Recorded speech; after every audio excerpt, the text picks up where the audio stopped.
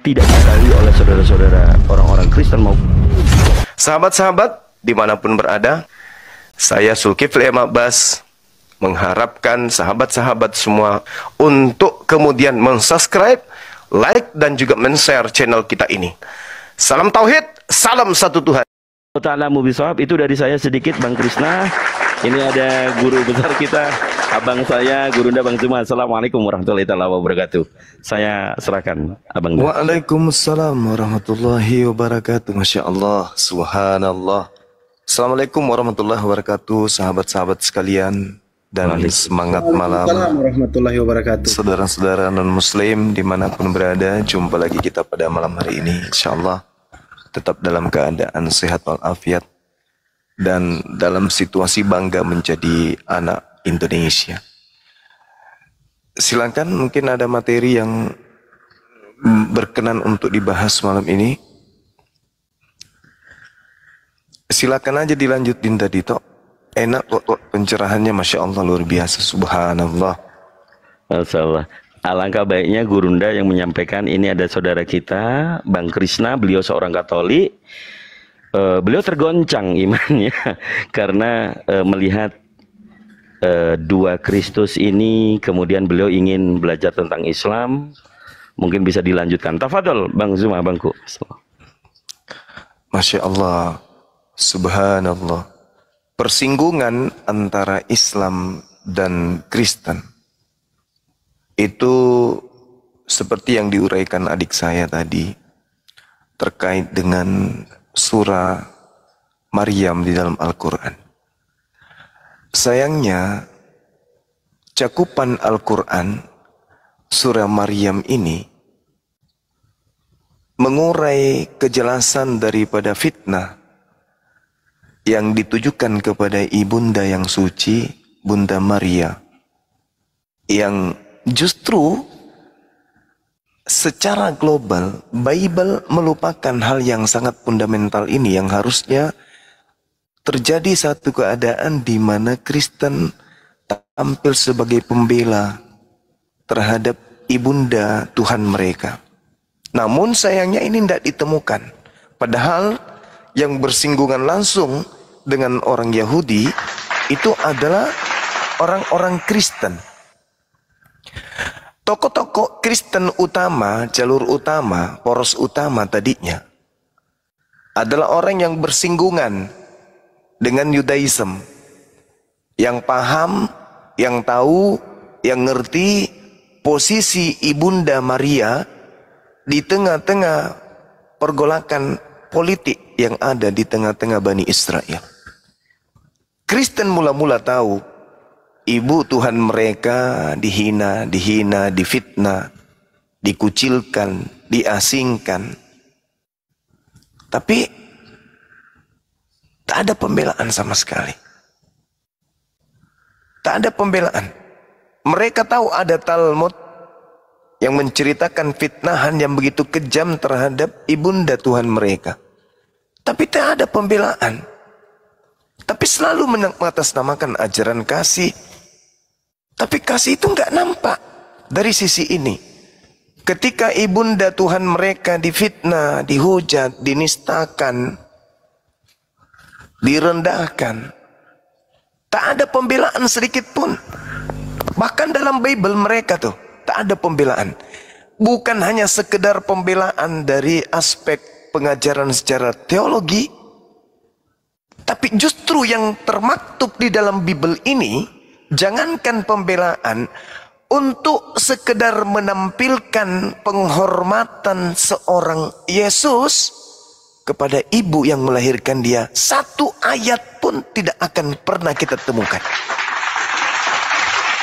Jadi boro-boro orang Kristen melakukan penghormatan terhadap ibunda Maryam, dalam hal ini terhadap tuduhan, ya, secara global saya katakan terhadap tuduhan. Boro-boro di Bible itu sendiri kita tidak pernah menemukan satu ayat di mana Yesus sang anak pernah memperlihatkan rasa hormat kepada ibu yang melahirkan dirinya.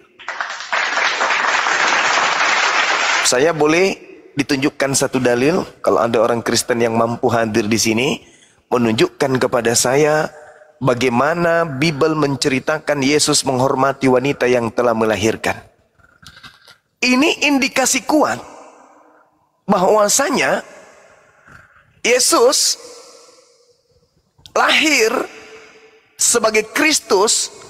Harusnya kalau dia mendapatkan penghargaan setinggi-tingginya dari komunitas Kristen, maka tentu kehidupannya akan diceritakan secara runut terperinci sejak dia lahir, kanak-kanak, remaja, dewasa, hingga selesai tugasnya sebagai rasul. Sejauh mana Kristen mencari? Sejauh mana Kristen berpikir? Sejauh mana Kristen membuka diri untuk mencari rahasia di balik hilangnya sejarah Yesus anak Maria ini? Atau jangan-jangan mereka nggak butuh itu semua. Yang mereka butuhkan hanyalah kisah, cerita tentang Kristus yang keluar dari kubur. Mereka nggak peduli ngapain aja Tuhan Yesusnya. Pada saat usia 17 tahun, 18 tahun, 19 tahun, 20 tahun, 21, sampai 29 tahun. Bayangkan puluhan tahun sejarah. Oknum yang dikatakan Yesus itu hilang. Mereka tenang-tenang aja. Mereka santai-santai saja. Mereka nggak peduli apapun itu yang terjadi dengan Yesus ini. Tapi giliran yang keluar dari kubur, Pak, jangan Anda sampai mengucapkan kalimat yang tidak baik terhadap oknum tersebut. Ini berindikasikan bahwa nama Yesus anak Maria hanya dipakai untuk mempopulerkan sembahan mereka yang baru keluar dari kubur. Lalu apa hubungannya dengan Islam? Oh, jangan dibilang Islam itu. Islam tak ada kemudian hadir pada saat apa yang terjadi terhadap Yesus. Islam tidak pernah kemudian mengatakan sebagai pengikut Yesus.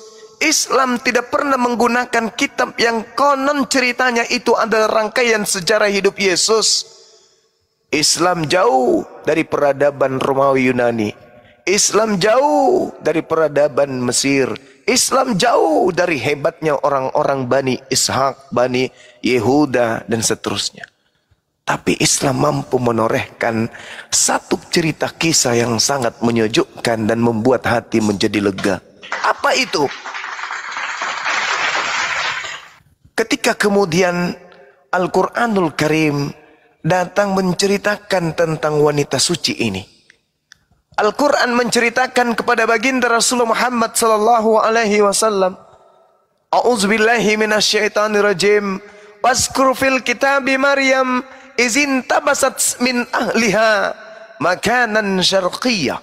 Wahai Nabiku Muhammad, aku pencipta langit dan bumi, datang kepadamu, hendak berfirman, menceritakan kepadamu sebuah kisah tentang wanita yang suci yang akan termaktub di dalam sebuah ketetapan yang aku torehkan berupa wahyu, yaitu Al-Quran.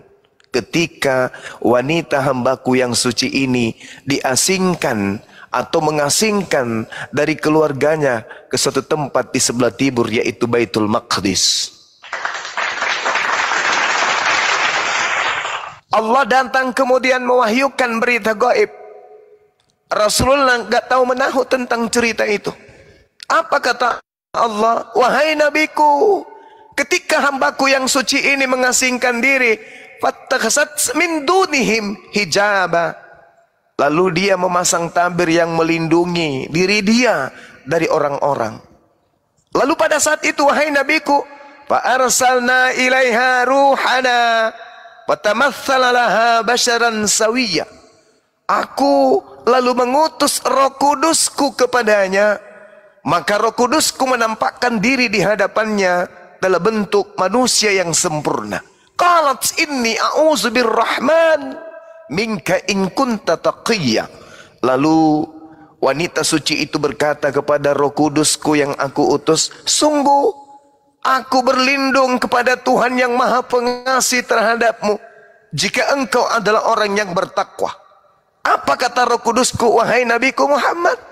Beliau menjawab kepada wanita suci ini, qala innama ana rasulu rabbik li'ahabalaki gulaman zakiyah. Wahai perempuan suci, sesungguhnya aku hanyalah utusan Tuhanmu untuk menyampaikan anugerah kepadamu seorang anak laki-laki yang suci. Subhanallah. Kalau di Bibelnya saudara-saudara kita Kristen, pada bulan ke-6 Gabriel datang kepada Maria pada saat dia sedang bertunangan. Ini sudah penghinaan. Bertunangan katanya. Bertunangan. Habis itu belum juga dinikahi, pingin diceraikan. Ini penghinaan. Tapi ketika Al-Quran yang menorehkan kisah itu, apa kata Roh Kudus? Innama ana rasulu rabbik li'ahabalaki gulaman zakiyah. Sesungguhnya aku hanyalah utusan Tuhanmu untuk menyampaikan anugerah kepadamu tentang lahirnya seorang anak laki-laki yang suci. Qalat anna yakunu li gulam walam yamsasni basharu walam aku baqiya. Maryam kemudian tersentak, lalu kemudian menjawab Roh Kudusku, wahai Nabiku Muhammad, bagaimana mungkin? Bagaimana mungkin wahai Roh Kudus, aku mempunyai anak laki-laki, padahal tidak pernah ada orang laki-laki yang menyentuhku. Tidak ada seorang laki-laki yang pernah menjamahku. Dan aku bukan seorang pezina. Walam aku bagia. Subhanallah. Al-Quran membela, Al-Quran meluruskan fitnahan Talmud. Padahal umatnya Nabi Muhammad tidak pernah kemudian mengaku pengikut Yesus. Umatnya Nabi Muhammad tidak pernah mengambil sejarah-sejarah, cerita-cerita yang tersusun kemudian oleh orang-orang yang tidak dikenal. Tapi alhamdulillah, umatnya Nabi Muhammad ditorehkan satu pesan dari langit, bahwa sesungguhnya Maria tidak pernah bertunangan dengan seorang laki-laki. Maria tidak pernah mengandung dari anak seorang tentara Romawi. Maria adalah orang yang suci, yang bukan pesina, yang bahkan tidak pernah disentuh oleh seorang laki-laki manapun. Apa kata Roh Kudus? Kazalik, demikianlah Tuhanmu. Qala rabbuki huwa alayya hayyan. Tuhanmu berfirman, hal itu mudah bagiku, dan agar kami menjadikan satu tanda kebesaran Allah bagi manusia dan sebagai rahmat dari kami, dan hal itu adalah satu urusan yang sudah diputuskan. Kalau kaidah di Al-Quran, rupa-rupanya Siti Maryam hamil sebagai bukti kebesaran Allah, sebagai rahmat bagi alam semesta. Kehamilan beliau sebagai rahmat, kehamilan beliau sebagai pembelajaran kebesaran suatu tanda dari langit. Tapi kalau di kitab seberang dikatakan sebagai anak pezina. Penderitaan tidak berujung sampai situ. Nanti di ujung-ujungnya dikatakan makhluk terkutuk di atas salib. Sedangkan Al-Quran mengatakan itu adalah suatu ketetapan. Wa kana amran maqdiyah, kata Allah. Hal itu adalah suatu urusan yang sudah ditetapkan oleh Allah. Maka apa yang terjadi, sahabat? Fahamalathu fantabazat bihi makanan qasiyya. Maka yang terjadi, Siti Maryam alaihi salam mengandung. Lalu beliau mengasingkan diri dengan kandungannya itu ke tempat yang jauh.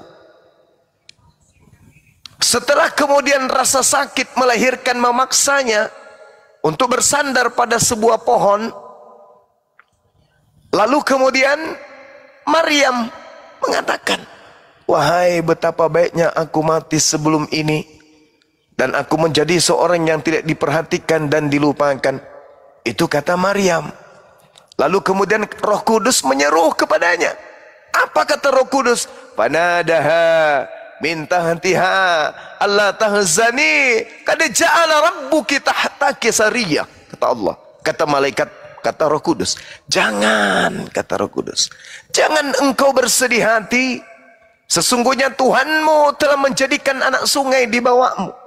Wa huzzi ilaik, bijiz'in nakhlati tusaqit alaik rutaba janiyah. Goyanglah, goyanglah, goyangkan pangkal pohon kurma itu ke arahmu, niscaya pohon itu akan menggugurkan buah kurma yang masa untukmu. Maka makanlah, maka minumlah, dan bersenang hatilah engkau. Subhanallah. Jika engkau melihat seseorang, maka katakan, sesungguhnya aku telah bernasar berpuasa untuk Tuhan yang Maha Pengasih. Maka aku tidak akan berbicara dengan siapapun pada hari ini. Makan, minum, bersenang hatilah. Jadi Siti Maryam ini diceritakan oleh Al-Quran, wahai Nabiku Muhammad, ceritakan wanita itu tidak sengsara, tidak dihinakan, malah dimuliakan, disenangkan oleh Allah. Bayinya bukan lahir di kandang binatang, seperti yang dituduhkan oleh orang-orang yang ada di luar sana. Lalu singkat cerita, di dalam Al-Quran, fa'atat bihi qaumaha tahmiluhu qalu ya Maryam laqad ji'ti syai'un fariya. Kemudian Maryam ini membawa si bayi ini kepada kaumnya dengan menggendongnya. Mereka kemudian orang-orang Yahudi berkata, wahai Maryam, sungguh engkau telah membawa sesuatu yang sangat mungkar. Ini bersinggungan dengan Yohanes 8, teman-teman sekalian. Ketika dikatakan kami bukan anak-anak zina, kami adalah anak-anak Abraham, Al-Quran mengatakan, ya ukhta Harun, makana abuki asau wa ma kanat ummuki bagiyah. Wahai saudara perempuan Harun, ayahmu bukan seorang yang buruk perangai, dan juga ibumu bukan seorang perempuan pesina. Maka kemudian Maryam ketika mendapatkan tuduhan itu, apa kata Maryam kepada orang-orang Yahudi pada masanya? Maryam menunjuk, silakan kau tanya kepada anakku, siapa dia dan apa kelakuanku? Kenapa kau mengatakan aku pezina? Lalu orang-orang Yahudi pada saat itu berkata kepada Siti Maryam, kaifa nukallimu man kana fil mahdi sabiyya? Wahai kau si Maryam, bagaimana mungkin kami akan berbicara dengan anak kecil yang masih ada dalam ayunan? Subhanallah. Apa kata Nabi Isa alaihissalam yang masih bayi? Inni abdullah atani alkitab wa ja'alani nabiyya. Sesungguhnya aku ini hamba Allah, dia yang memberiku Injil dan dia menjadikan aku seorang nabi. Ibuku bukan seorang pesina, ibuku bukan orang tercela. Aku utusan Allah, aku hamba Allah yang suci. Aku diberi kitab Injil dan aku ditetapkan menjadi seorang nabi bagi Bani Israel. Ini bukti bahwa Al-Quran mengajarkan Rasulullah Muhammad sallallahu alaihi wasallam memuliakan Yesus, memuliakan Isa, memuliakan Yesua, memuliakan Isa alaihi salam beserta dengan ibunya dan keluarganya. Adakah ajaran seperti ini ditemukan di ajaran Kristen yang konon katanya ajaran kasih, ajaran anak-anak Tuhan, pengikut Yesus? Adakah? Adakah dalam cerita Bible mensucikan tuduhan-tuduhan tersebut terhadap Yesus dan ibunya? Adakah? Sedangkan busur penentu daripada kebijakan yang muncul kemudian antara orang Islam dan Kristen dalam menyikapi hal ini adalah ketika berbicara tentang Yohanes 16, nomor 7, nomor 8, nomor 9, nomor 10, nomor 11, nomor 12, nomor 13, nomor 14. Apa yang inti di situ? Ketika seorang penolong lain, ketika penghibur itu datang, ketika Roh Kudus itu datang, maka dia akan memuliakan aku. Tidakkah sedikit orang Kristen berpikir betapa Al-Quran memuliakan ibu daripada Tuhan yang mereka sembah? Betapa Al-Quran memuliakan kemudian Tuhan yang mereka sembah dengan mengatakan, aku adalah hamba Allah yang suci, terkemuka di dunia dan di akhirat. Dari kecil aja dia sudah membentengi ibunya dari fitnah. Dari kecil saja dia sudah menyampaikan berita-berita dari langit. Dari kecil dia sudah menyatakan dirinya sebagai orang yang suci.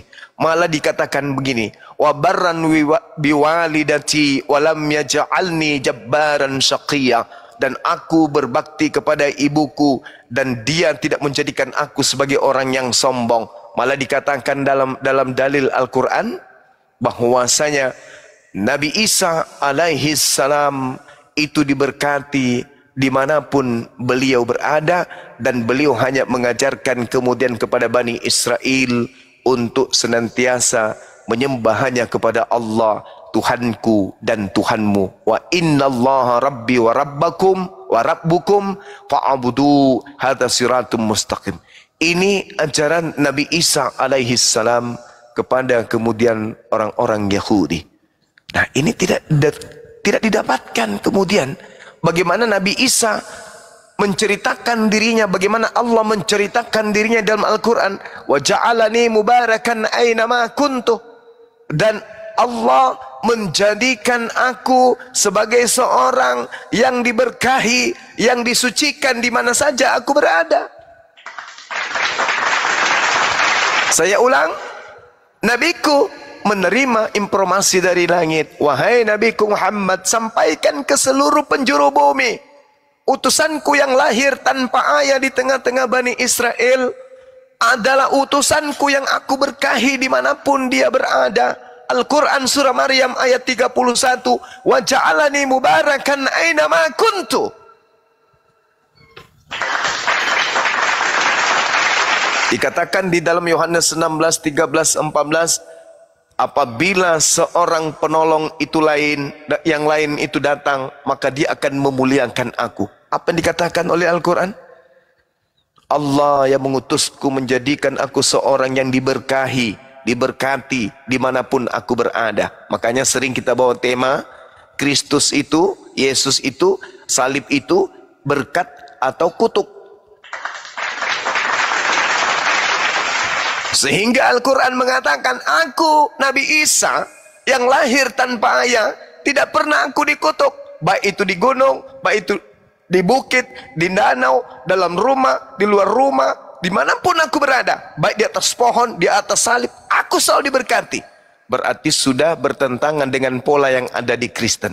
Justru di Kristen Yesus dikutuk. Kalau di Al-Quran Yesus dimuliakan, diberkati dimanapun berada. Berarti di mana bekerja roh kebenaran itu? Di mana seorang penolong lain itu? Di mana penghibur itu bekerja? Di Al-Quran atau di Bible? Kan itu poinnya.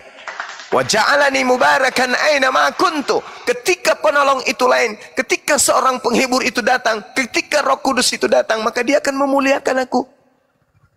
Al-Quran ada kehinaan terhadap oknum tersebut? Tak ada sama sekali. Tapi kalau di dalam Bible, dia juga yang ditampar, dia juga yang diludahin, dia juga yang diseret, dia juga yang ditelanjangin, dia juga yang ditonjok, dia juga yang digantung, dia juga yang ditombak, dia juga yang dibunuh. Dan endingnya dia juga yang dikutuk. Sudah puas sampai situ? Belum. Belum puas orang Kristen sampai di situ. Lalu apalagi Bang Suma? Seluruh kemaksiatan berpuncak sampai ke langit yang mereka lakukan harus ditanggungkan kepada oknum Yesus. Dosa berzina, dosa merampok, dosa membunuh, memburik, semuanya dilimpahkan kepada Yesus. Manusia yang paling kutuk, manusia yang paling kotor, manusia yang paling penuh dosa adalah Yesus berdasarkan Bible. Kenapa? Seluruh dosa-dosa orang Roma, Yunani, Belanda, semuanya ditanggungkan kepada satu oknum yang justru di Al-Quran dikatakan manusia suci yang diberkahi oleh Allah dimanapun berada. Ini satu pengajaran yang tidak relevan dengan misi kedatangan Yesus. Yesus mengatakan, akulah jalan, akulah kebenaran, akulah hidup. Tidak ada orang yang sampai kepada Bapa tanpa melalui aku. Tapi kok jadi kutuk? Ini seibarat jalan. Narasi si Juma ini. Sabar kawan. Seibarat jalan, jalannya udah hancur lebur. Jembatannya udah hancur, jembatannya udah bolong-bolong, jalannya hancur di mana-mana. Bagaimana bisa sampai kepada tujuan kalau hancur semua jalanan?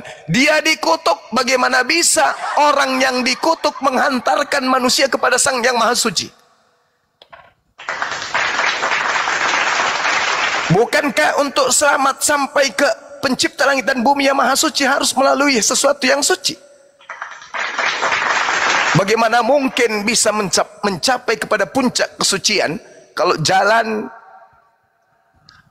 penuh dengan kutuk? Kristus telah menebus orang-orang yang percaya kepadanya dari kutuk hukum Taurat dengan jalan menjadi kutuk karena orang Kristen, sebab ada tertulis, terkutuklah dia yang mati digantung di atas tiang salib. Na'udzubillah tsumma na'udzubillah. Ini yang mau menghantar kepada keselamatan? Tidak mungkin, mustahil. Tidak ada orang yang bisa sampai kepada Bapa tanpa melalui kesucian. Kalau melalui makhluk terkutuk, itu sampainya neraka. Sekira begitu, saudara. Mohon maaf panjang lebar. Mudah-mudahan apa yang saya sampaikan ini bisa direspon dengan positif. Kalau ada yang salah dari uraian saya, silakan diluruskan. Tapi kalau ada kebenarannya, semoga itu menjadi bias atau cahaya untuk mendatangkan hidayah. Demikian, silakan teman-teman. Masya Allah, Masya Allah. Barakallah fi abangku. Bang Krisna, monitor. Abang, menyimak bang. Dibuka mute-nya bang. Iya bang, iya. Aduh, abang kenapa kok nangis bang? Enggak, ini tenggorokan sakit bang. Oh, kirain nangis abang. Ada lagi yang mau ditanya bang? Mumpung ada Bang Zuma di sini, barangkali ada masih. Ya silakan bang. Itu awal penangkapan si Yesus itu gimana sih bang? Kok bisa dia dapat sama tentara Romawi?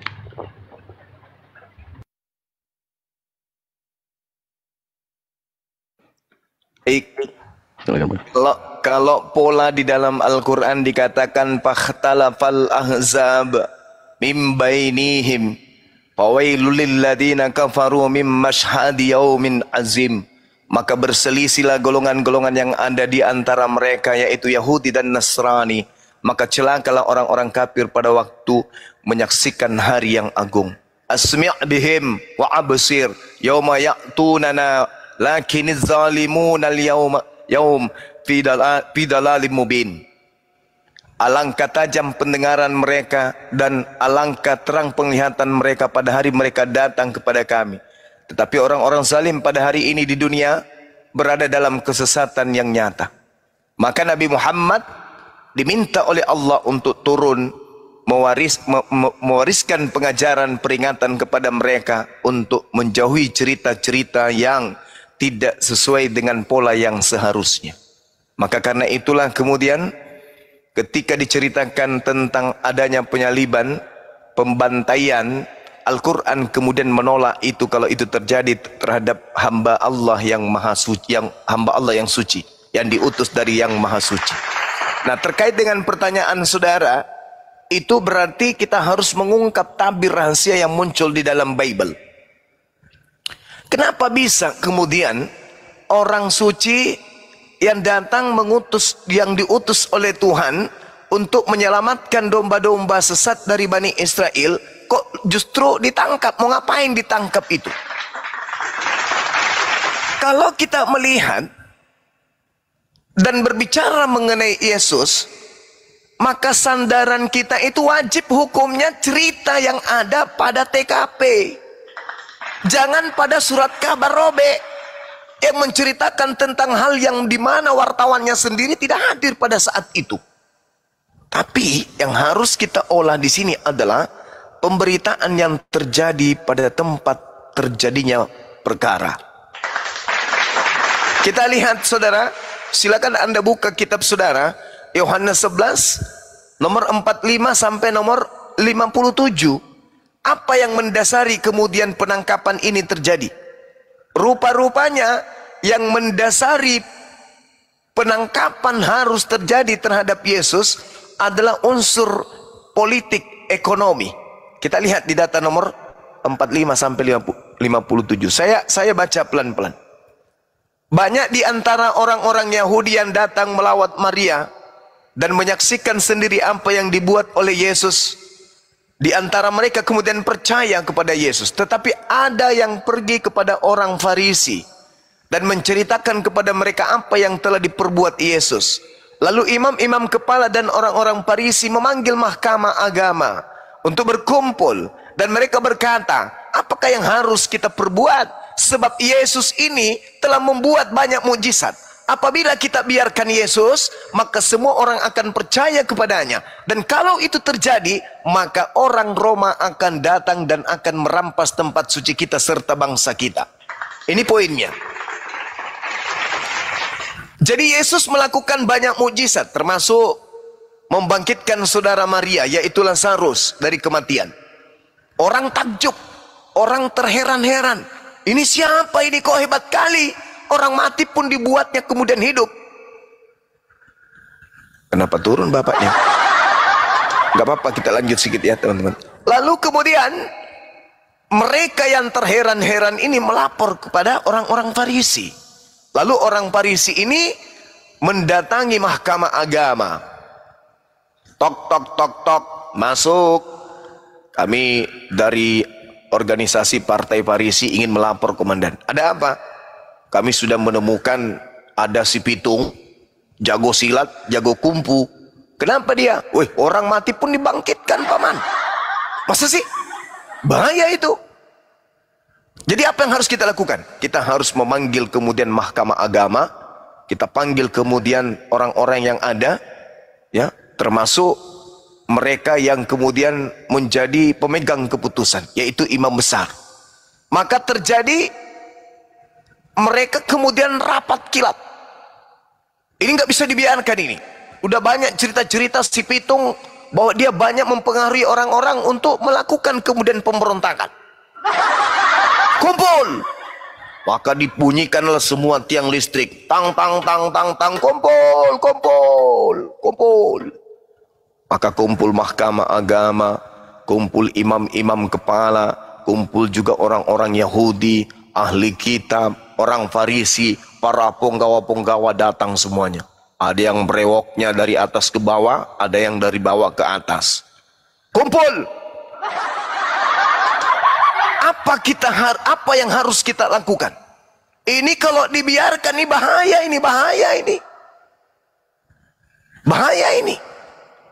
Banyak orang yang semakin percaya kepadanya. Dan kalau ini sampai dibiarkan, maka bangsa kita akan dirampas oleh bangsa Romawi.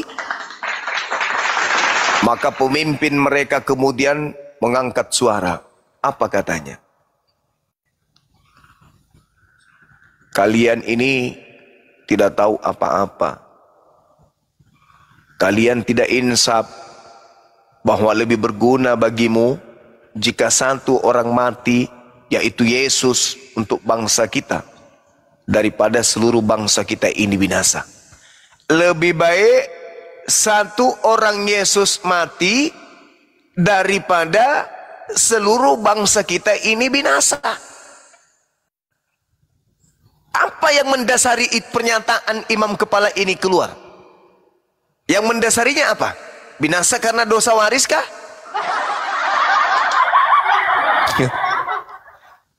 Binasa karena diwariskan dosa dari Adam kah? Tidak, saudara-saudara.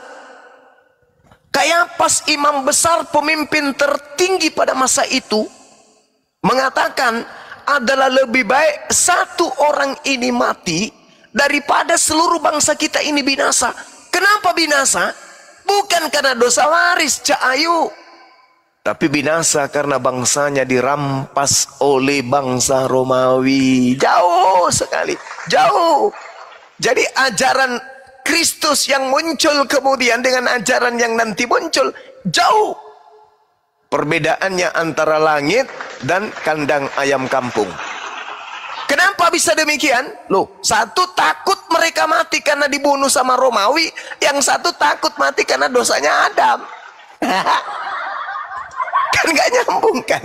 Nggak nyambung. Laksana langit dan kandang ayam kampung. Jadi seperti itu saudara-saudara. Maka kemudian imam kepala ini angkat bicara. Lebih baik satu orang ini mati daripada seluruh bangsa Israel ini dirampas oleh bangsa Romawi. Lalu dikasih keterangan. Hal itu dikatakannya bukan dari dirinya sendiri loh. Tetapi sebagai imam besar disebut titelnya. Pada tahun itu juga masa jabatannya pun disebutkan. Apa dia katakan? Bernubuat. Jadi yang sering-sering menjilat lembaran-lembaran Yesaya 53. Sering-sering menjilat kemudian Yesaya 7, 14. Menjilat-jilat Mazmur 22. Eli, Eli, lama sabaktani. Saatnya mata kalian itu keluar dari tempatnya. Tatap itu Bible. Baca dengan baik. Keluarkan biji mata kalian. Kalau mata kalian tak bisa membaca lagi dengan jarak jauh, keluarkan biji mata Anda. Sampaikan, tancapkan mata Anda itu di Bible. Biar bisa membaca bahwa Imam Kayafas bernubuat untuk kematian Yesus. Dan akibat nubuatan inilah kemudian Yesus digiring untuk ditangkap dan dibunuh. Bukan karena nubuat, pada hari ini telah lahir bagimu juru selamat. Ha. Mimpi lu pade, mimpi. Gak ada nubuatan-nubuatan kayak gitu. Itu karya kalian sendiri, Cak Kangkung. Itu gak ada cerita yang kayak begitu. Di TKP orang pada ribut, orang pada menggosip, oknum ini harus mati untuk bangsa kita. Supaya apa, Cak Kangkung? Supaya bangsa kita ini enggak dirampas oleh Roma. Enggak ada nubuat ke Yesaya, enggak ada. Enggak ada nubuat ke Mazmur, tak ada. Tak ada nubuat untuk kemudian ke kitab Yeremia, Galatia, apapun itu, Daniel dan seterusnya, itu enggak ada. Yesus ini harus mati untuk bangsa kita. Maka dia Kayafas imam besar, pemimpin tertinggi, bukan pastor, Pak. Bukan pastor, bukan pendeta, bukan. Tapi ini imam kepala, di atas ilmunya daripada mahkamah agama, ilmunya di atas daripada orang-orang Farisi, ilmunya di atas daripada ahli kitab. Dia imam besar, Cahayo.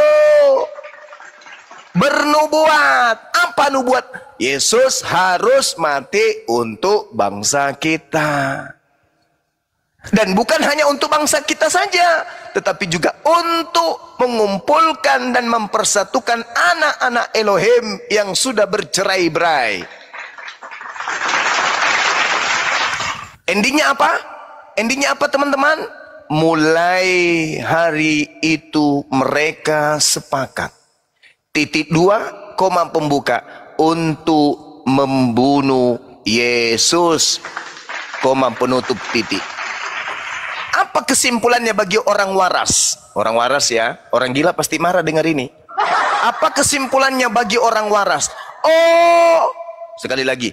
Oh, yang lebih bagus. Oh, ternyata mereka sepakat membunuh Yesus karena mereka takut bangsa mereka dirampas oleh Roma. Bukan karena dosanya Cak Kangkung, bukan karena dosanya Cuples, bukan karena dosanya Cahayu, bukan. Itu cuman pandai-pandaian daripada pengikut Ah, itu pasti. Yang marah pasti orang yang gak waras. Maka mulai hari itu mereka sepakat membunuh Yesus. Ada nggak Kristen di situ?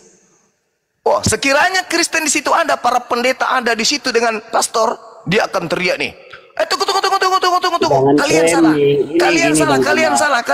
Kalian salah. Imam kepala salah. Mahkamah agama salah. Orang Farisi salah. Orang Yahudi salah. Kalian salah. Duduk. Saya ini sebagai pastor, sebagai pendeta ingin bicara sama kalian. Kalian ini semuanya salah semua ini. Kalian ini tidak mengerti apa-apa. Yang benar adalah Yesus itu harus mati untuk dosa waris. Kalau itu sampai terjadi, teman-teman, Dilempari si pendeta ini pakai karung, pakai dedak satu karung. Lah iya. Ada di Alkitab Juma. Lah iya. Bagaimana mungkin kemudian kamu salah, gitu. kamu salah loh, kamu salah, imam kepala salah, mahkamah agama salah, orang Farisi salah, orang Yahudi salah. Yang benar adalah Yesus harus mati untuk dosa waris.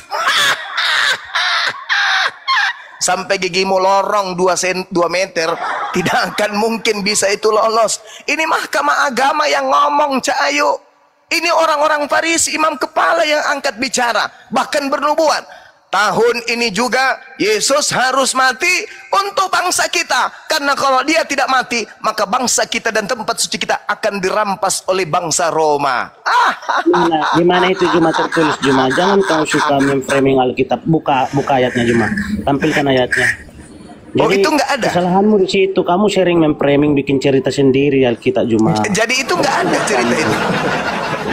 Jadi Sama cerita halnya dengan itu. tadi kamu katakan yang menyalahkan Yesus itu adalah Romawi Kristen. Kamu bilang, kamu gimana sih berpikir Bang Juma? Di mana Jadi saudara, Roma yang tadi itu nggak ada, Yesus? saudara. Jadi yang tadi itu nggak ada cerita penyalipan itu. juga pun Yesus belum ada. Di mana? Karena orang Roma kau kirain orang Roma sebelum Yesus itu Kristen Bang Juma. Gimana sih cara berpikirmu? Tadi kamu katakan dari awal, makanya saya naik mau membantai itu. Seolah kamu katakan yang menyalahkan Yesus itu orang Kristen karena orang Roma gitu loh. Di mana zaman dulu Kristen ada orang Roma? Oh, berarti Kristen Anda itu sudah ada ngaku. setelah Yesus kan Juma. Oh, berarti Anda sudah ngaku bahwa Mereka itu bukan penyembah Yesus Bang Juma, penyembah berhala-berhala itu kayak kamu gitu loh. oh. Orang Romawi yang menyalahkan Yesus. Jadi kamu memahami Alkitab aja nggak ngerti Bang Juma. Bertobat kamu, jangan begitu lah. Oh, gitu. Ya di mana tunjukkan sebelum Yesus ada orang Kristen termasuk orang Roma itu. Tunjukkan di mana datanya. Apa literasinya Bang Juma, tunjukkan. Oh. Jadi Anda sudah ngaku bahwa Kristen itu bukan kelompok dari murid Yesus. Udah ngaku? Kamu mengatakan bahwa penyalib Yesus itu orang Roma. Kamu katakan tadi itu orang Kristen menyalibkan Tuhannya. Kan itu narasimu, itu yang mau saya bantah. Di mana orang Kristen kita penyaliban Yesus itu? Iya, orang Roma, karena orang Roma sekarang Katolik, kamu kirain Roma yang sekarang itu gitu loh. Oh. Gimana sih cacat berpikir Bang Zuma? Iya, oke. Nah, sekarang Kristen menerima salib ini hadiah dari Yahudi atau hadiah dari Romawi? Tak ada salib hadiah dari Roma apa dari Yahudi, dari mana? Lalu dari mana? Adalah Yesus, firmannya Bapa itu yang Iya, menjadi manusia. dari mana salib itu kamu Dari sorga, terima? Yesus itu dari sorga Bang Juma. Oh. Kalau salib itu hukuman bagi Untuk orang di zaman Yahudi gitu loh. Untuk siapa salib itu diberikan?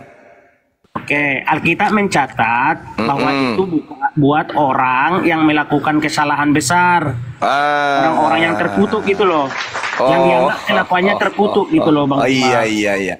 Berarti Jadi kamu betul. sering Oke, sabar dulu. Anda telah jujur mengatakan bahwa salib itu untuk pelaku besar, untuk orang yang terkutuk. Ini harus Anda dapat apresiasi dari Bang Suma. Orang-orang Kristen contohi saudara kita ini. Dia sudah mengakui bahwa salib itu adalah hukuman bagi pelaku dosa besar dan hukuman bagi orang yang dikutuk oleh Tuhan. Saya ingin Anda menjawab dan memberikan bukti Kristus anak Maria ini dosa besar yang dilakukannya sehingga dia dikutuk oleh Tuhannya yaitu Elohim itu apa? Silakan. Aduh, nggak ada dia itu kan itu kurang-kurangin Bang Juma. Loh, tadi Anda mengatakan saudara-saudara, tolong di-mute dulu, saudara-saudara. Kami masih mendengarkan, masih ada di kuping kami. Anda mengatakan salib itu adalah hukuman bagi orang pelaku besar dan yang dikutuk oleh Tuhan. Betul, teman-teman? Oke, tunjukkan sama saya. Betul, teman-teman? Betul. Anda mengatakan bahwa salib itu adalah hukuman bagi pelaku dosa besar dan yang dikutuk oleh Elohim. Sekarang saya yang kejar Anda. Saya kejar Anda. Loh, tadi apa Anda? Tunjukkan sama saya di mana Elohim mengatakan dia mengikuti. Jawab. Oke. Apa pertanyaannya, boleh diulang sekali lagi?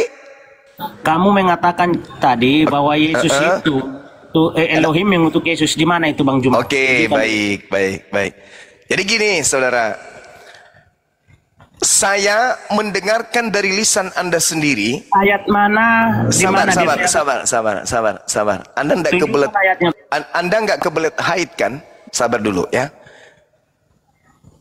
Anda mengatakan salib itu adalah hukuman bagi pelaku dosa besar dan bagi orang yang berdosa dan sehingga dia dikutuk oleh Elohim.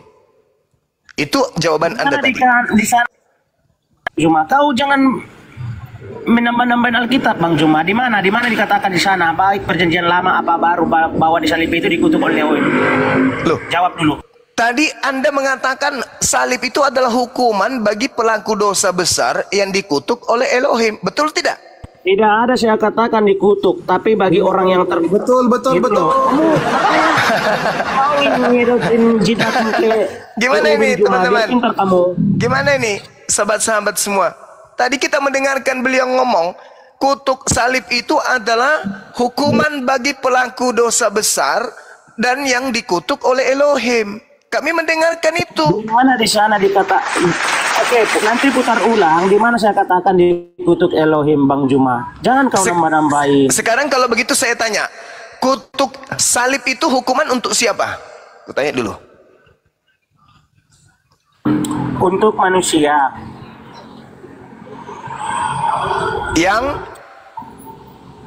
Yang berbuat salah. Dosa besar atau bukan? Iya, dosa besar kalau dia sampai disalib. Dikutuk sama Elohim atau tidak? Oh bukan, nggak ada di sana kan di sana. Bukan dikutuk seseorang, bukan. Makanya Dikutuk kamu sama Elohim. Dikutuk sama Elohim. Dikutuk sama Elohim atau tidak? Biar gak gila kamu Bang Juma. Dikutuk Gimana sama kalau- Elohim atau tidak? Kan saya katakan tidak ada. Sekarang kau tunjukkan bahwa di situ saya mengatakan dan Alkitab mengatakan itu dikutuk Elohim. Tunjukkan ayatnya. Ulangan 21 nomor 22 sampai 23. Yang dikatakan. Baca. Baca. Silakan Anda baca. Padahal dia tahu nih, tadi dia sudah ngaku sebenarnya. Tapi namanya pengikut Kristus palsu ya kayak gini. Kalau nggak nipu dirinya sendiri ya bukan pengikut Kristus palsu dong. Yukhadi'una Allah walladzina amanu wa ma yakhda'una illa anfusahum wa ma yash'urun. Pengikut Kristus palsu ingin menipu Allah dan menipu orang-orang beriman, padahal sesungguhnya pengikut Kristus palsu itu hanya menipu diri mereka sendiri. Tuh Quran saya mengatakan. Tuh Ulangan 21 nomor 22 23, Saudara. Apabila seseorang berbuat dosa yang sepadan dengan hukuman mati lalu ia dihukum mati kemudian di kau mana gantung dia. dikatakan bahwa di sana digantung di tiang salib itu dikutuk Elohim Bang Juma? Itu nomor 23-nya. Baca, saya Iya. baca kitab saya. Maka Apabila jangan- seseorang berbuat dosa yang maka sepadan janganlah dengan hukuman mayatnya. mati, Nomor 23. lalu ia dihukum mati kemudian kau gantung dia kau gantung pada sebuah tiang. Di mana dikatakan Elohim di sana mengutuk yang tergantung di sebuah tiang? 23. Maka janganlah mayatnya dibiarkan semalam-malaman pada tiang itu, tetapi haruslah engkau menguburnya dia pada hari itu juga, sebab seorang yang digantung terkutuk oleh Elohim.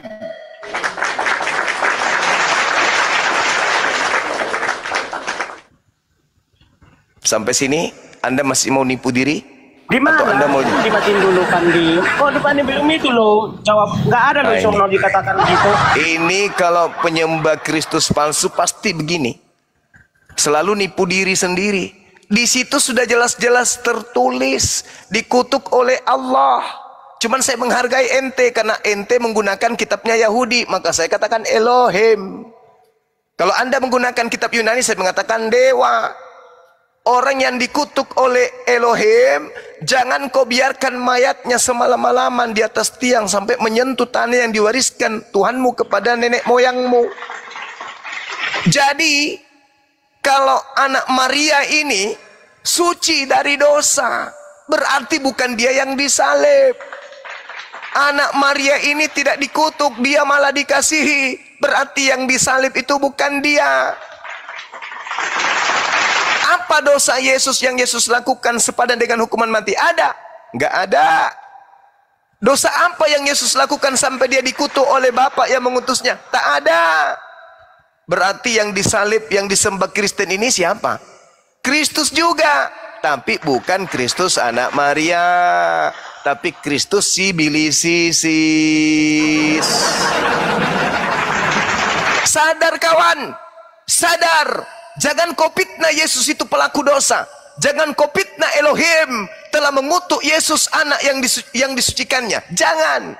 Yang dikutuk, biarkanlah dia yang memenuhi syarat. Siapa dia? Pemakan suap, pengkhianat, pelaku dosa besar yang sepadan dengan kutukan, yang pantas dikutuk oleh Elohim.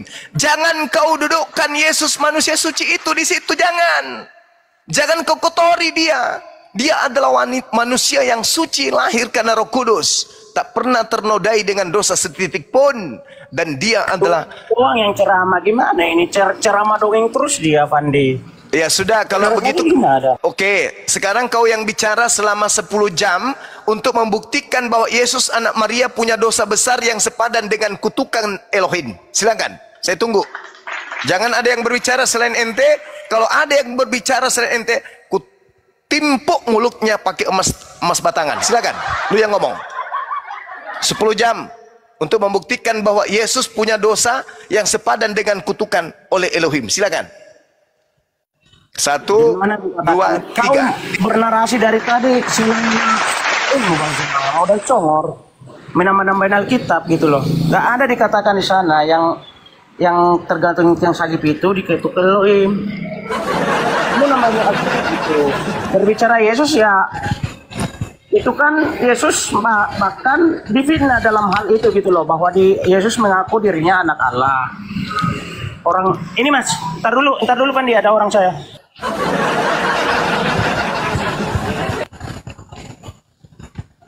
Masuk angin. Ntar dulu lah, gue masih ada kerjaan bro. Tapi nggak suka aja narasi kalau kamu berdebat Bang Zuma, bahwa baca Alkitab itu secara letterlek, baru kamu terangkan biar kamu mengerti. Jangan tambahin, jangan kurangin kayak tadi. Kata-kata seperti itu tidak ada kau tambahin. Jadi orang, kamu menyesatkan Bang Zuma gitu loh maksudnya bro. Makanya saya bilang bertobat kamu. Menangis itu dalam ayunan, jangan di dalam TikTok. Ketawain orang dewasa. Itu Bang Zuma tadi betul loh, Yesus tidak melakukan pelanggaran. Nah, kan,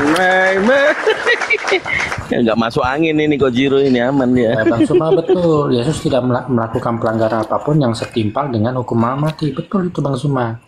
Nah, tapi Bang Zuma harus ingat, ada satu orang yang melakukan pelanggaran yang setimpal dengan hukuman mati, yaitu Barabas. Nah, Yesus ini kan menggantikan Barabas. Nah, itu.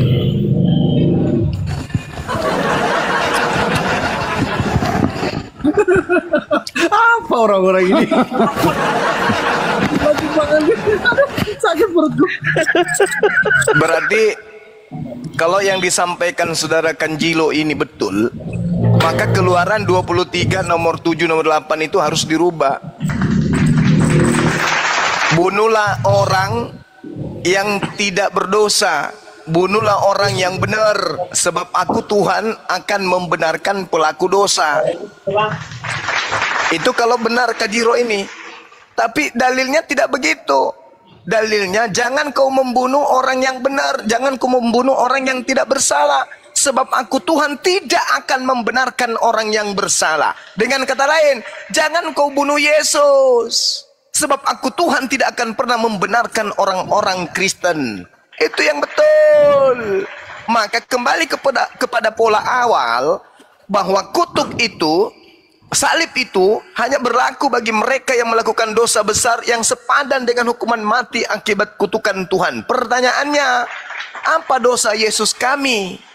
Apa yang maksiat yang dilakukan Yesus kami? Adakah? Tidak ada.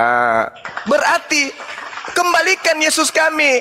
Rangkul Yesusmu yang keluar dari kubur itu. Rangkul sekencang-kencangnya. Bawa dia bersamamu. Kau mati sama dia. Silakan Anda rangkul. Dia adalah makhluk yang dikutuk oleh Tuhan yang keluar dari kubur itu. Silakan kamu rangkul dia. Sembah dia sampai kalian mati. Silakan. Tapi jangan kau sentuh Yesus kami yang datang di tengah Bani Israel sebagai jalan untuk menuju kepada pencipta langit dan bumi.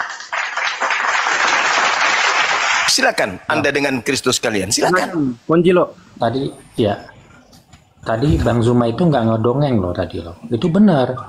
Itu ada di Yohanes 11 angka 48. Ini aku bacain ya, aku bacain.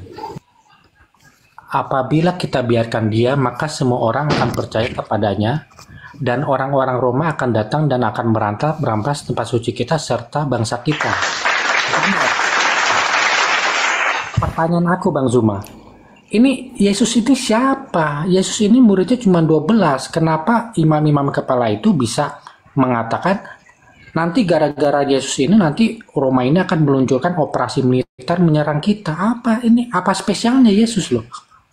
Anda mungkin bisa berselancar ke dalam kitab Lukas 23, di mana di sana ada kondisi di mana Yesus ini dituduh melarang orang-orang untuk membayar pajak.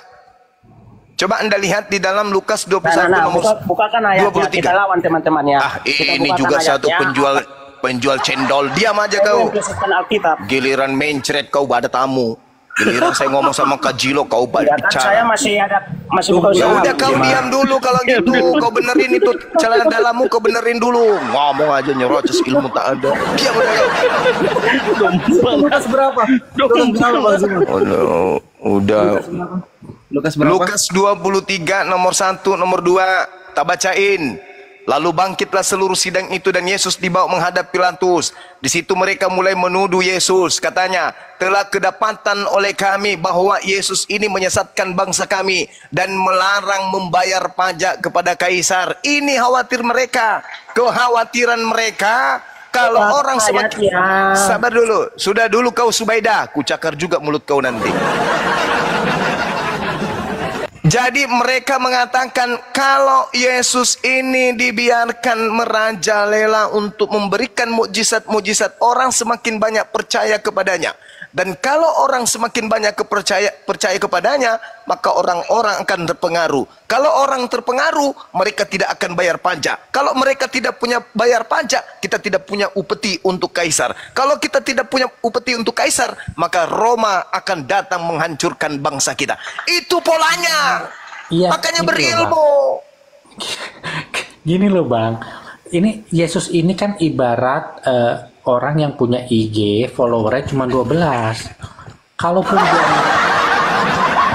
dia ngomong seperti itu Bang, itu ngaruhnya apa Bang?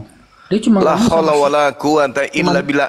Anda tahu nggak ketika Yesus itu masuk ke tanah Yudea, Galilea, menggunakan keledai atau kedelai, menggunakan kendaraan kedelai. Dia masuk, seekor kedelai diambilnya, lalu masuk ke dalamnya. Hah? Keledai. Iya, kedelai. Jadi dia masuk, apa kata orang? Hosana, Hosana, Hosana, Hosana, Hosana. Bergemuruh Yerusalem dengan kata itu, doa itu. Diberkatilah Yesus anak Daud, diberkatilah anak Yesus anak Daud. Orang datang berbondong-bondong percaya kepada dia. Memang 12 murid sebagai pilar pengajaran. Tetapi murid-murid punya pengikut, semua pengaruhnya luar biasa. Makanya khawatir mereka. Ini bahaya ini. Kalau sampai dibiarkan kemudian dia mempengaruhi orang-orang banyak, maka dia akan sepele dengan kekaisaran. Dia tidak akan membayar pajak. Maka apa yang terjadi? Harus kita bunuh orang ini, lenyapkan orang ini. Itu yang mendasari sampai Yesus dibunuh. Bukan dosa waris, Cak Kangkung. Nah, Bang Zuma terpancing sama aku. Berarti Pontius Pilatus tepat ketika dia menuliskan di atas kayu salib Yesus raja orang Yahudi, karena pada waktu dia masuk ke Yerusalem orang-orang berbondong-bondong menyambut dia kan. Nah gitu. Kalau Anda melihat di dalam Lukas 33, Lukas 1 nomor 33 maksudnya, apa yang diceritakan di sana? Yesus ini adalah raja selama-lamanya untuk Bani Yakub, Bani Yehuda. Tapi dia bukan Tuhan. Bolehkah saya tanggapi Kojiro, Bang? Silakan saudara, silakan. Saya makan siri dulu ya. Bang, aku ini Kristen loh, Menyangkut Bang. dengan Barnabas. Barnabas itu Barabas. kalau Iya. saya baca di apa namanya itu buku Yunani itu punya kakek saya dulu itu, bahwa itu adalah Zeus, dan Zeus itu dewa petir. Lalu iya betul itu, Bang. Lalu lalu apa namanya, dia itu memerintahkan Hermes sebagai Paulus. Hermes itu sebagai Paulus. Iya kan Dan itu itu- memang ada Bang di KPR Bang, itu memang ada. Bang. Iya, makanya iman saya itu bingung sama agama saya ini. Lihat si Hermes itu mirip si Yesus, cuman namanya Zeus. Demikianlah, Bang.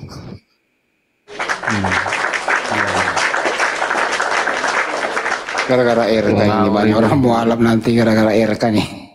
Gara-gara super pel nih. Dari Yunani semua tuh ngaur, penyembah berhala semua itu. Ini Bang Ambo ini Kristen atau Muslim, Bang? Saya Kristen, Bang. Yang disembah siapa, Bang? Yang disembah siapa? Kenapa? Sesembahannya siapa? Yesus lah. Bang, Ambo. Yesus itu mulia atau terkutuk, Bang? Mulia dong. Terus yang terkutuk di salib siapa? Itu ini pemahaman kita ini sebenarnya salah. Pemahaman kalian maksudnya. Salib itu dibuat itu dari Yesus itu belum top-topnya itu udah ada. Salib itu dibuat khusus untuk orang yang bersalah, bukan dikhususkan untuk Yesus. Saya ulang Jadi ya, yang Bang, ya. dimaksudkan Bang, dikutukan Bang, saya ulang nih, Bang. Tuhan. Izin, Bang. Saya ulang, Bang. Yesus itu mulia atau terkutuk? Mulia. Ya, boleh nggak orang mulia disalib? Ini kan konteksnya kalian tidak tahu kenapa sampai dia bisa disalibkan. Macet. Karena banyak orang yang menentang dia punya macet apaan? Saya Karena banyak di tanya. dalam. Dengerin sederhana Apa? loh. Boleh tidak orang mulia disalib? Ini saya kasih contoh ya. Boleh orang ada pernah lihat kasus orang benar itu disalahkan? Saya ulang lagi. Boleh tidak Yesus yang mulia disalib terkutuk? Tidak ada terkutuk untuk Yesus. Tampilin dulu Pak Spandi Galatia 3:13. Suruh baca sendiri. Spandi. Di apa? Galatia 3 nomor 13. Ada laptopnya Bang Andi. Coba Bang Ambon. Bang Ambon. Baca. Baca. Anda punya Bible kan Bang Ambong di situ? Coba dibaca Galatia 3:13. Aku ambil dulu bentar. Ya. Banyuma udah nyiri belum Banyuma? Banyuma udah nyiri, silakan. Masih. Ya, sambil nyiri aja udah sikat. Izin saya sedikit Bang Zuma ya. Sedikit aja. Tadi yang dibaca Bang Krishna yang dari Katolik ini loh, ternyata ada kesamaan dengan kisah para pewarta 14 nomor 11. Boleh sedikit Gurunda? Izin? Boleh. Siap. Iya. Ini yang dibaca ada bukunya katanya Bang Krishna ya. Tuh dibaca Bang Krishna. Bang Krishna silakan Bang. Nih. Kisah para pewarta 11 nomor 14 nomor 11. Ketika orang banyak melihat apa yang telah diperbuat Paulus, mereka berseru dalam bahasa Likaonia. Susah kali. Dewa-dewa telah turun ke tengah-tengah. Dalam Bang Zuma yang bisa ini Kanda. Minta tolong ini aja Kanda. Dewa telah turun di tengah-tengah kita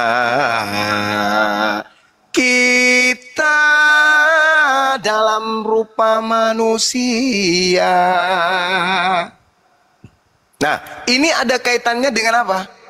Dengan Matius 24 nomor 24.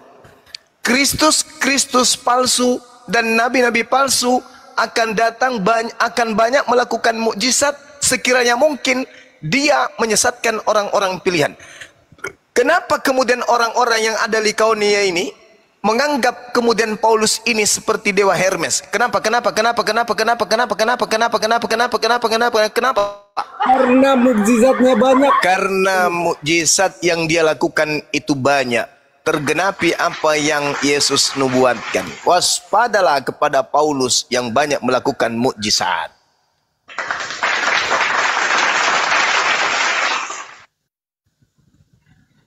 Jadi Kristen tak sanggup menunjukkan satupun dosa Yesus yang bisa meloloskan Yesus sebagai orang yang disalib. Saudara-saudaraku Kristen, dengarkan ini, dengarkan. Mumpung Bang Suma familiar di kuping kalian, dengarkan. Bang Suma ingin ngomong sama kalian. Orang yang disalib syaratnya ada dua. Yang pertama, melakukan dosa di mana dosa ini sepadan dengan hukuman mati. Syarat yang kedua, pelaku dosa maksiat yang sepadan dengan hukuman mati ini memang sudah relevan, sudah cocok untuk dikutuk oleh Elohim. Pertanyaan saya, apakah Yesus anak Maria memenuhi syarat?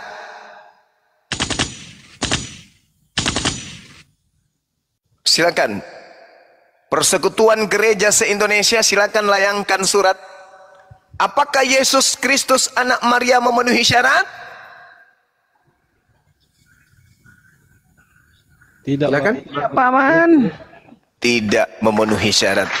Kalau seluruh kekuatan yang ada pada masa itu berkumpul, menyatukan persepsi, menyatukan pendapat, menyatukan kekuatan untuk menangkap Yesus, pencipta langit dan bumi yang mengutusnya sebagai hamba spesial, apakah dibiarkannya untuk tertangkap? Tidak, Paman. Ada dalil? Ibrani 57. Lukas 2, Kisah Para Rasul 2 nomor 31-32. Nubuat Nabi Daud tentang tuannya. Apa nubuatnya? Tentang kenaikan Al-Masih. Dia tidak akan ditinggal di dunia orang mati, dikubur, dan jasadnya tidak mengalami kematian. Akan tetapi tangan kanan Allah akan menyelamatkannya dan mengangkatnya ke atas. Itu dalil. Dinda Pandi silakan dibaca. Dari nomor berapa, Kanda? Dari 29 boleh. Yap. Silakan. Saudara-saudaraku, aku boleh berkata-kata dengan terus terang kepadamu tentang Ini khotbah Petrus. Siap. Bapak bangsa kita, ia telah Daud. mati dan dikubur, dan kuburannya masih ada pada kita sampai hari ini. Yes. Ia adalah seorang nabi.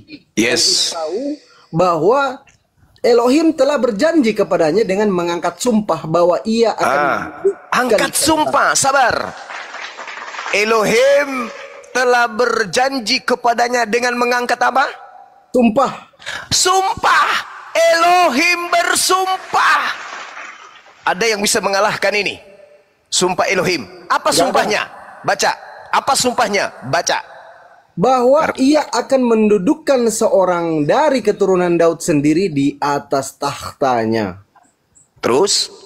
Karena itu, ia telah melihat ke depan dan telah berbicara tentang kebangkitan Mesias. Ketika ia mengatakan bahwa dia tidak ditinggalkan di dalam dunia orang mati. Dan dagingnya tidak mengalami kebinasaan. Subhanallah. Lalu baca Yesus, terus. inilah yang dibangkitkan Elohim dan Terus? hal itu kami semua adalah saksi. Saksi. Terus Dan dan sesudah ia ditinggikan oleh tangan kanan Elohim, Masya dan menerima Allah. Roh Kudus yang dijanjikan itu, maka dicurahkannya apa yang kamu lihat dan dengar di sini. Masya Allah, subhanallah. Ini sumpah Tuhan. Ya, silakan. Itu kan setelah ini menurut logika saya sih Bang. Iya. Setelah dia diangkat itu lalu turun yang di Jaringan saya ya. Bukan jaringan beliau. Jaringan beliau. Ya, diingatkan lagi deh. jaringan saya ini Bang. Ya, diingat. Coba diulangi Bang Krisna. Begini Bang, setelah diangkatnya Zeus, siapa itu si Yesus itu kan, lalu turunlah itu si Zeus itu mungkin itu yang menurut logika saya, lalu memerintahlah dia Hermes atau Paulus itu yang menurut logika saya sih Bang. Bukan logika antum, bukan logika Anda. Itu dalilnya. Baca nomor 36-nya. Dinda Pandi. Siap. 36-nya. Kisah para pewarta 2 nomor 36. Iya. Jadi seluruh kaum Israel harus tahu dengan pasti bahwa Elohim telah membuat Yesus yang Kau salibkan itu menjadi Tuhan dan Kristus. Nah, Haleluya. tuh. Sekarang pertanyaan saya nih kepada semua yang ada di grup ini, yang ada di atas komal dan yang di bawah. Tadi saya bertanya, apakah Yesus memenuhi syarat untuk disalib? Tidak Bang. Tidak memenuhi. Berarti ada oknum lain kan? Saya rasa itu si Barnabas itu. Nah, itulah oknum lain ini yang dijadikan Kristus baru bagi orang-orang Kristen.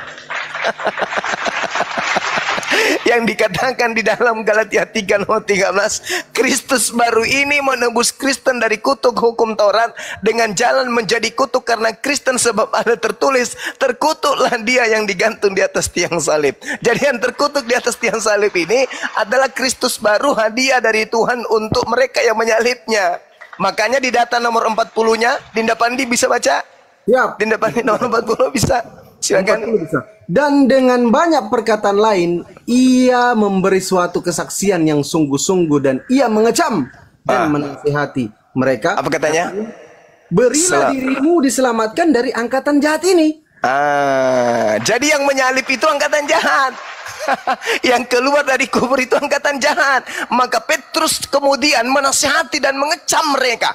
Berilah dirimu untuk diselamatkan dari angkatan jahat ini. Maksudnya jangan kau percaya akan penyaliban itu. Bertaubatlah akan perbuatanmu itu. Sebenarnya yang kau lakukan ini adalah suatu kemaksiatan yang sangat luar biasa. Ini yang dimaksud. Makanya Paulus mengatakan dalam 1 Korintus 1 nomor berapa tuh? Nomor 23. 23. Ya, penyaliban itu adalah satu kebodohan bagi orang-orang non-Yahudi. Masya Allah, ada kaitannya nggak dengan Yesus nih marah kan di Matius 7:23 itu? Enyalah kau pembuat kejahatan. Ya, inilah. Betul. Iya. Kenapa kemudian dia marah? Kenapa dia marah? Karena dia dianggap Kristus yang mereka sembah. Padahal Kristus yang mereka sembah itu adalah Kristus yang baru keluar dari kubur. Bukan dia. Bukan dia yang disembah. Makanya orang Kristen ketika nanti di padang mahsyar mencari Yesusnya, tinggal satu Yesus. Karena iblis tidak menunggu untuk disidang. Iblis itu tidak perlu kemudian dia dihakimi. Karena sebelum masuk neraka, dia sudah memang penghuni neraka. Sudah diputuskan dan dia ikhlas masuk ke neraka. Jadi dia tidak tunggu untuk menunggu ditimbang amal baiknya. Enggak, langsung di neraka. Jadi yang tersisa tinggal satu Yesus. Nah, orang Kristen tidak menemukan Kristusnya yang mereka sembah selama di dunia. Yang muncul hanya anak Maria. Datanglah mereka, Yesus, Yesus, Tuhan, Tuhan. Bukankah kami di dunia tadinya bernubuat pakai namamu? Bukankah di dunia tadinya kami mengusir setan pakai namamu? Dan kami pun bermukjizat tadinya pakai namamu juga. Apa kata Yesus? Apa? Hah? Enyahlah daripadaku. Aku tidak mengenal. Aku tidak mengenal. Aku tidak mengenal kalian. Gila nggak tuh? Gila nggak? Bayangkan nih, bayangkan. Orang Kristen baru lahir, udah diajarin kemudian mengenal Yesus. Yesus, Tuhan kita. Yesus luar biasa. Dari kecil tuh dididik. Ke gereja, kebaktian, sekolah minggu. Wah, masakan iya nggak dikenal sama Yesus? Bayangkan tuh. Mereka mati siang malam, usaha siang malam, buka usaha, bongkar usaha siang malam, menyembah Yesus. Masa iya nggak kenal Yesus? Masa Yesus nggak kenal dia? Makanya ketika dia datang, apa kata Yesus? Aku tidak mengenal kalian. Kalian semua adalah pembuat kejahatan. Enyahlah daripadaku. Kok bisa? Ada apa? Oh, rupa-rupanya yang Kristen sembah ini adalah Kristus yang lain. Andai saja Yesus itu bisa mengatakan, sebenarnya nama Yesus yang kau panggil, yang kau seru, yang kau mengusir setan karena namanya, dan yang kau panggil Tuhan itu bukan aku, dek. Yang di dalam neraka tuh, sana. Ke Tuhanmu sana, ikut sama Tuhanmu. Ikut sana sama Tuhanmu. Aku tidak mengenal kalian. Kenapa demikian?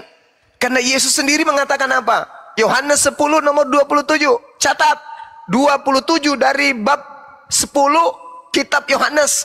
Catat, Yohanes 10 nomor 27. Apa kata Yesus? Aku mengenal pengikutku. Pengikutku mengenal aku. Kok bisa? Yes, mereka mendengarkan suaraku dan mengikuti aku. Mari kita urai. Ketika Yesus berkata, aku diutus hanya kepada domba yang sesat dari umat Israel. Orang Kristen dengar nggak? Mau nggak orang Kristen dengar itu? Mau nggak? Mau nggak? Mau nggak? Mau nggak? Mau nggak? Nggak mau. Nggak mau. Yesus mengatakan, jika ada orang berkata kepadamu, bertemu dengan Mesias di padang gurun, bertemu dengan Mesias dalam bilik, jangan kamu percaya. Orang Kristen mau nggak mendengar suara itu? Nggak mau. Nggak mau. Aku mengenal pengikutku, pengikutku mengenal aku. Mereka mendengarkan suaraku dan mengikuti aku. Ketika Yesus berkata hidup kekal itu adalah satu-satunya Tuhan yang di langit dan aku hanya utusan, orang Kristen mau ikut nggak? Nggak mau. Nggak mau. Ketika Yesus bersunat, Kristen mau nggak? Nggak mau. Ketika Yesus kemudian puasa, Kristen mau nggak? Nggak mau. Ketika Yesus menyembah hanya satu Tuhan, Kristen mau nggak? Nggak mau, maunya 3. Ketika Yesus kemudian mengajarkan hari Sabtu Sabat, mau nggak? Nggak mau, hari Minggu. Ketika Kristen mengajarkan untuk jangan makan makanan yang diharamkan oleh Nabi Musa, mau nggak? Nggak mau. Nggak mau. Ini yang mau mengaku sebagai murid, ini yang mengaku sebagai pengikut. No, kata Yesus, enyahlah daripadaku, ku tendang bokongmu, pergi sana. Itu dalil. Jadi kesimpulannya, Kristen diduga keras menyembah Kristus palsu. Demikian sementara, silakan. Oke, silakan teman-teman Kristen sebentar, Bang. Juma. Iya, silakan Bang Ambon. Minta maaf agak terlambat aku tadi. Tidak nyimak apa namanya? Kristus yang salah ini yang mana? Yang Abang Juma maksud ini?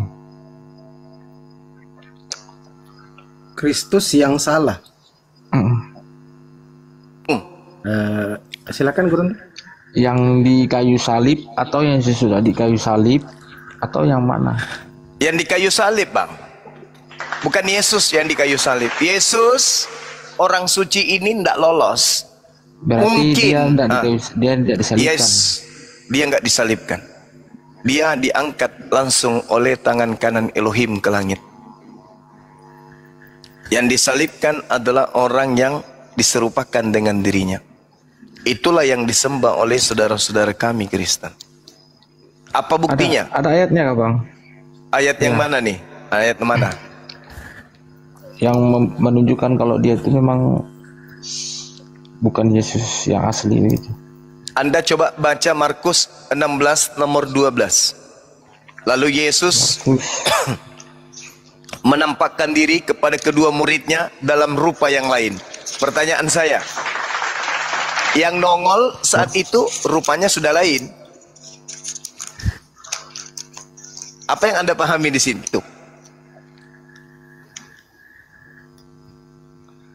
Sesudah ia Markus 12 menampakkan apa? diri 16. Sesudah itu Yesus menampakkan diri dalam rupa yang lain kepada dua orang dari mereka ketika keduanya dalam perjalanan keluar ke kota. Pertanyaan saya, betul di sini dalam rupa lain? Betul di sini dalam rupa lain, Bang? Bang, Bentar bang. satu Nama saya mangkok, berapa? Bang. Markus 16 nomor 12. Nomor 12. Sesudah itu ia menyatakan dalam rupa lain kepada orang. Sudah rupa lain, Bang? Iya iya. Sudah rupa lain? Iya bang. Dari mana Markus tahu Iya, kalau iya. itu Yesus?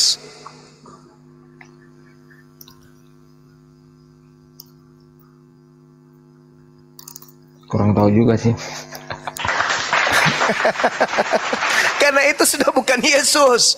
Itu sudah bukan Yesus. Apa buktinya dia bukan Yesus? Dalam rupa lain.